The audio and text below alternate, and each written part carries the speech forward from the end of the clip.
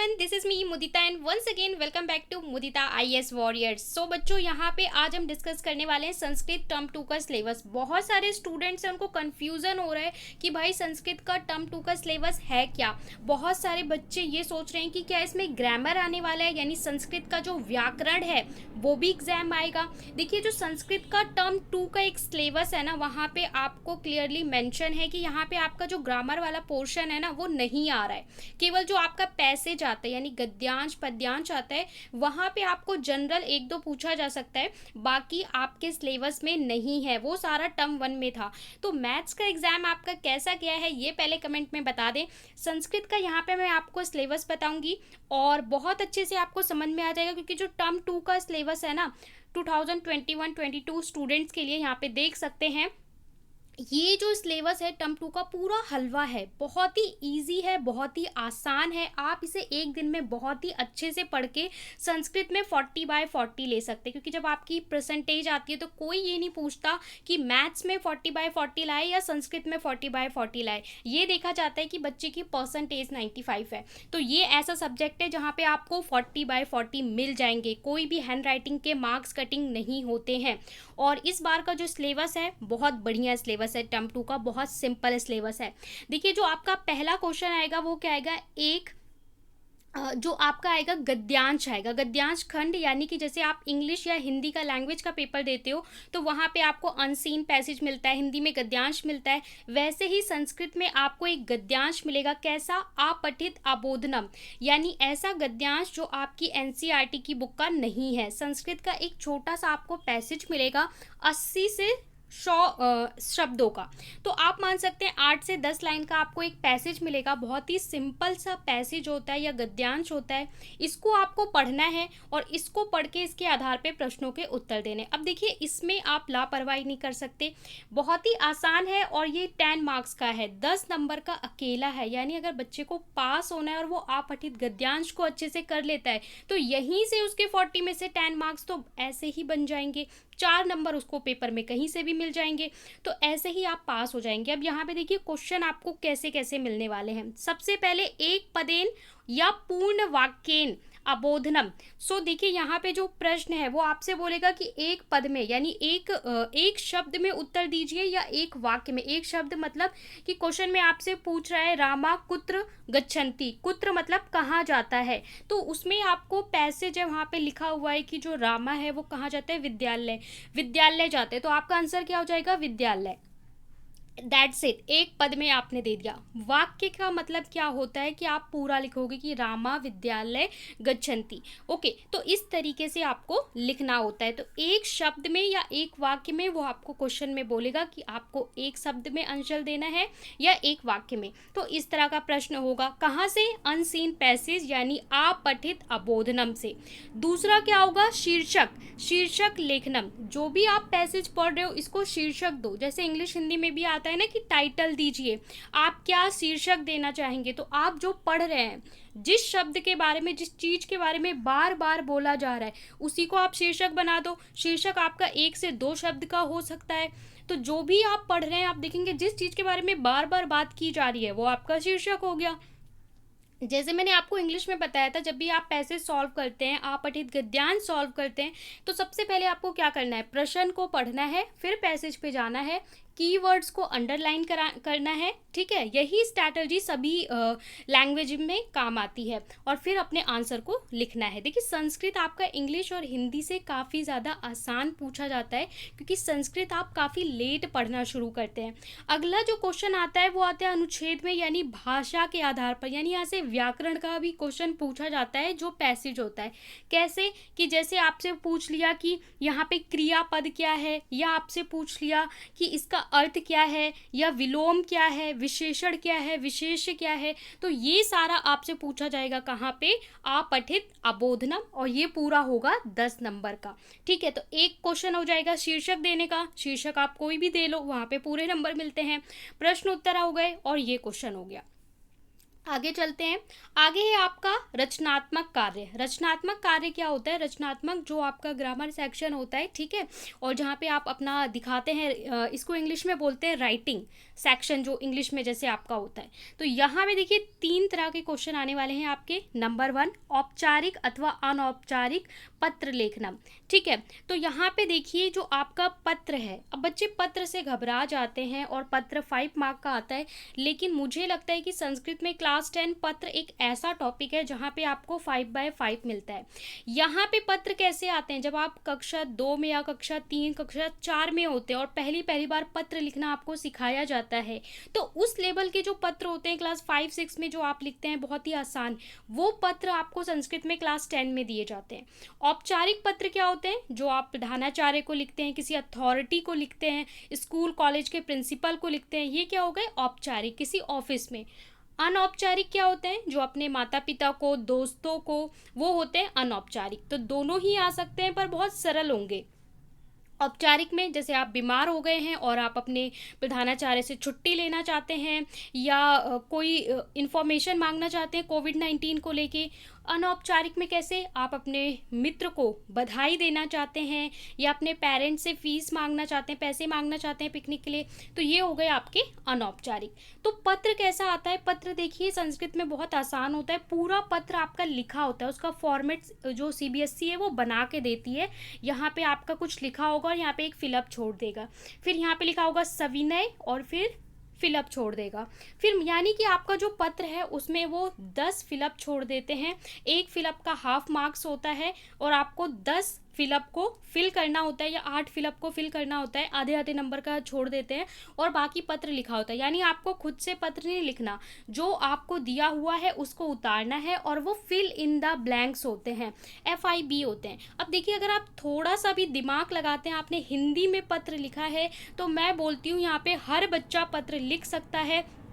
Starting के 1-2 word आपको बस समझने होंगे कि जब आप औपचारिक पत्र लिख रहे हैं प्रिंसिपल को, तो ऊपर क्या लिखते हैं। आपने हिंदी में पत्र लिखे होंगे, प्रधानाचार्य जी, ठीक है, अपने स्कूल का नाम लिखते हैं, इसके बाद सविनय निवेदन, इस तरीके से लिखते हैं। तो वही शब्द संस्कृत में भी होंगे, अगर आप पढ़ेंगे तो आपको पता चल जाएगा। लास्ट में क्या आता है? बच्चे का नाम आता है। तो फिल इन द ब्लैंक्स में उसमें आपको मंजूषा दी होती है, मंजूषा में सारे ये आंसर भी दिए होते हैं। आपको यहाँ से उठा के बस इसमें भरना है, अपने मर्जी से लिखना भी नहीं है। मंजूषा भी दी होती है, तो अब मंजूषा से देखिए आपको बड़ा आसान हो जाएगा कि नीचे क्या आएगा, यहाँ पे नाम आएगा। तो नाम अगर कोई दिया हुआ है तो यहाँ पे आ जाएगा। सविनय निवेदनम, तो निवेदन यहाँ पे आ जाएगा। इस तरीके से जब आप देखेंगे तो आपको बड़ी ही सरलता से 1 या 2 शब्द में भले कन्फ्यूजन हो, बाकी आप 1 या 2 पत्र संस्कृत में प्रैक्टिस कर लेंगे और यहाँ से आप 5 में से 5 अच्छे से ले सकते हैं। ठीक है, यहाँ पे देखिए लिखा हुआ है मंजूषा, मतलब पत्र लिख के भी वो लोग देंगे, मंजूषा भी देंगे कि इसमें आंसर क्या आएगा, बस आपको करेक्ट आंसर फिल करना है। बताइए इससे आसान क्या होगा। ठीक है, अगला जो क्वेश्चन आएगा वो क्या आएगा? चित्र। चित्र पे आधारित आपको चित्र वर्णन करना होता है या फिर अनुच्छेद लेखनम करना होता है। तो यहाँ पे आपको चॉइस दी जाती है। देखिए पत्र आपका 5 नंबर का हो गया, और जो अगला क्वेश्चन है यहाँ पे आपको चॉइस दी जाती है कि यहाँ पे एक इमेज बना दिया, यहाँ पे एक चित्र बना दिया और बोला कि इस चित्र को देखकर इस पे आप 5 से 7 लाइन लिखिए। किसमें? संस्कृत में। या फिर आपको एक टाइटल दे दिया है, ठीक है, और टाइटल में जैसे कि सुबह की सैर, ये आपका टाइटल हो गया और इस पे बोले 5-6 लाइन। तो यहाँ पे और होता है, चॉइस होता है। अगर आपको अनुच्छेद लिखना है, अनुच्छेद 7-8 लाइन लिखनी है तो खुद से वो लिख दीजिए, या फिर आपको जो चित्र दिया हुआ है इसको देख के लाइन लिख लीजिए। तो चित्र कैसे दिए होते हैं? जैसे आपको एक चित्र बना दिया, यहाँ पे पेड़ है, कुछ बेंचेस रखी हुई हैं, बच्चे खेल रहे हैं। 7 से 8 चित्र होते हैं, उनकी आप प्रैक्टिस कर लोगे और उसमें से छोटे छोटे सेंटेंस लिखिए, ऐसा नहीं बहुत बड़े, छोटे छोटे सेंटेंस लिखिए, 7 से 8 लिख दीजिए और आप बहुत ही आसानी से इसमें भी 5/5 ले सकते हैं। क्योंकि बहुत सारे वाक्य होते हैं ना कि वो एक जैसे ही, जैसे आप कुछ कॉमन वाक्य याद कर लेंगे कि भाई बहुत सारे बच्चे खेलते हैं तो उसको क्या बोलते हैं, खेलने को क्या बोलते हैं? क्रीडती बोलते हैं। ठीक है, 2 लोग खेलते हैं तो क्रीडता, बहुत सारे लोग खेलते हैं तो क्रीडंती। ठीक है, कौन सी विभक्ति लग रही है? तो थोड़े थोड़े आपको जो शब्द हैं इनके बारे में थोड़ा सा ज्ञान होना चाहिए। इसके बाद अब देखिए यहाँ पे आप लोग कुछ सेंटेंस याद कर लोगे कि भाई ये गार्डन है, ये पार्क है, यहाँ पे लोग भ्रमण करने आए हैं, ठीक है। तो ऐसे 3 से 4 अगर आप प्रैक्टिस कर लेते हैं छोटे छोटे सेंटेंस की, तो इसमें भी आप लोग जो आपको अच्छा लगे वो लिख सकते हैं। अनुच्छेद लिखने में भी क्या है, आपको एक टाइटल देगा, उसमें आपको 7 से 8 लाइन लिखनी होंगी, ठीक है। तो जो भी आपको अच्छा लगता है वो आप करेंगे, ये भी 5 मार्क का। अगला होता है हिंदी। हिंदी भाषा का आपको क्या करना होता है, लिखिताम, ओके। तो यहाँ पे अनुवाद करना होता है, हिंदी भाषा का आपको संस्कृत में अनुवाद करना होता है, यानी ट्रांसलेशन करना होता है, और ये भी आपका 5 मार्क का है। तो देखिए, अगर बच्चे आप कुछ भी नहीं करते हो, ये अनसीन पैसेज ठीक से सॉल्व कर लेते हो, तो 10 मार्क्स तो आपके यहीं पे हो गए। 5 नंबर आपके पत्र जो हर बच्चा कवर करता है, और 5 नंबर आप चित्र लिख लो या अनुच्छेद लिख लो, 5 यहाँ से, तो 5 5 10 और प्लस 10 20 मार्क्स ऐसे ही बन जाएंगे। कोई बच्चा ऐसे ही जाता है ना, हल्का सा उसको पता है कि खेलने को क्या बोलते हैं, जाने को क्या बोलते हैं, खाने को क्या बोलते हैं, छोटे छोटे शब्द रूप धातु रूप उसने बचपन में याद किए होंगे। यहाँ पे अभी आपको कोई पढ़ाई नहीं करनी है, ये बस आपकी अभी तक की नॉलेज का टेस्ट है, ऐसा सिलेबस दिया गया है अभी का, बस आपको 4 चैप्टर तैयार करने हैं। अगला जो है ये है आपका पठित अबोधनम। पठित अबोधनम यानी जो आपकी बुक है, इसमें से आपको क्या क्या तैयार करना है। तो देखिए, आपकी किताब से 4 चैप्टर आ रहे हैं, वो 4 चैप्टर यहाँ पे लिखे हुए हैं, chapter 6, chapter 7, chapter 8 and chapter 9, ठीक है। तो ये आपका है सुभाषितानी, ठीक है, चैप्टर 6। इसके बाद सौहार्द्र, तो ये आपका चैप्टर 7, ये आपका आ रहा है, और सुकन्या।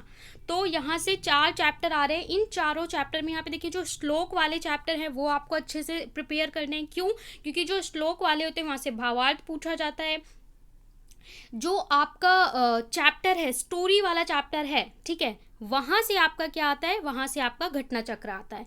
तो यहाँ पे 4 चैप्टर हैं, चारों चैप्टर की आपको मीनिंग अच्छे से समझ लेनी है। अब इसमें से पठित अबोधनम में से आपका क्या क्या चीज़ आ रहा है वो देख लेते हैं।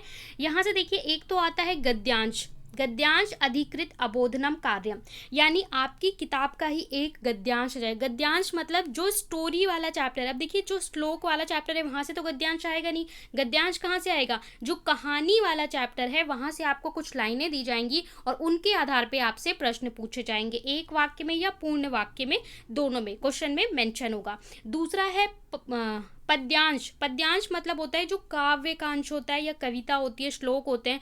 तो यहाँ पे जो आपका सुभाषितानी चैप्टर है वहाँ से आ जाएगा, और वहाँ से भी आपको 2 लाइन, जैसे आपको उसकी दे दी, पद्यांश की दे दी, पद दे दी, और वहाँ से आपसे प्रश्न पूछा जाएगा। ये आपकी किताब का है। इसके बाद अगला क्वेश्चन क्या आता है, नाटक। आपका एक चैप्टर है नाटक का, तो जो नाटक वाला चैप्टर है वहाँ से भी कुछ लाइनें आ जाएंगी कि पहले ये व्यक्ति बोल रहा है, फिर ये बोल रहा है, और इसके आधार पे प्रश्नों के उत्तर, ठीक है। 4 ही चैप्टर हैं, एक श्लोक का चैप्टर हो गया, एक नाटक का चैप्टर हो गया, ठीक है। तो वहीं से आना है, कुछ एक्स्ट्रा आना ही नहीं है। इसके बाद एकस्य अन्वय, यानी अन्वय करने के लिए एक प्रश्न आता है आपका, एक आपका आता है संस्कृत भावार्थ या अन्वय, और इसमें भी आपको मंजूषा की सहायता से ही करना होता है। अगला क्वेश्चन है घटना चक्र। ये हर बच्चा प्रिपेयर करता है, स्पेशली जब हम स्कूल में हुआ करते थे तो ये क्वेश्चन हर बच्चा करता था, क्योंकि घटना क्रम में लिखना 4 नंबर का आता है, इसमें फुल मार्क्स मिलते हैं। इसमें भी क्या होता है, बचपन में जैसे आप जब 2nd 3rd में पढ़ते थे, आपने कोई स्टोरी पढ़ी, कौवे वाली कहानी पढ़ी कि कौवे को प्यास लगी है, आता है मटके में कंकड़ डालता है, पानी ऊपर आता है, फिर पी लेता है। छोटी सी स्टोरी है।